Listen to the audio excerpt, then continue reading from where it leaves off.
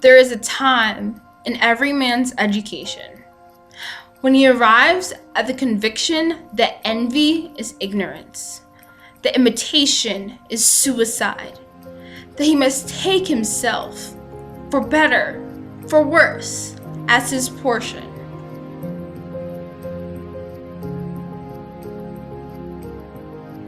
To believe your own thought, to believe what is true for you in your private heart is true for all men. That is genius. Trust thyself.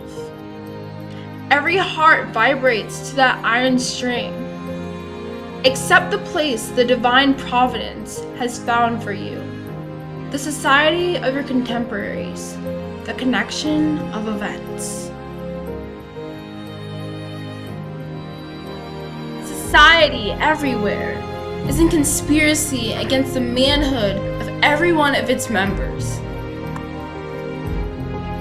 Every decent and well-spoken individual affects and sways me more than it is right.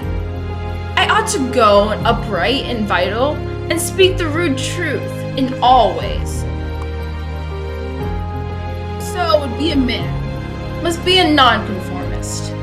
Nothing is at last sacred but the integrity of your own mind. Absolve you to yourself, and you shall have the suffrage of the world.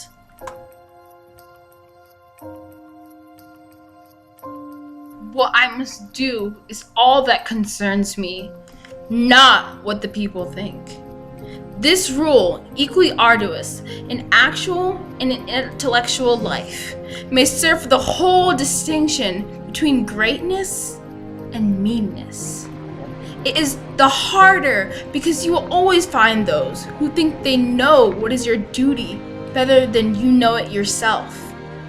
It is easy in the world to live after the world's opinion. It is easy in solitude to live after your own.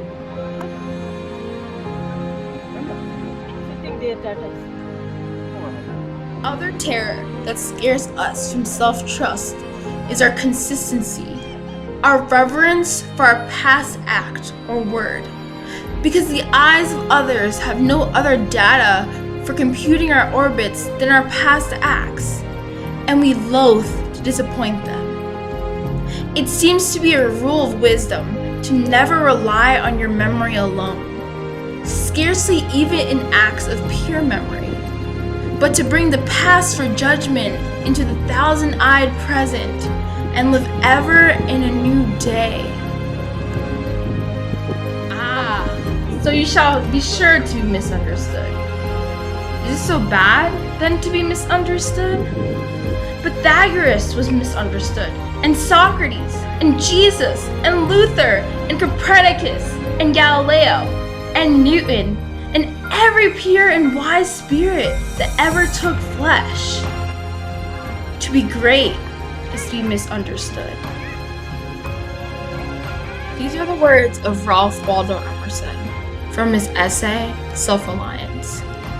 Please remember to always be who you are, because if you don't, who will?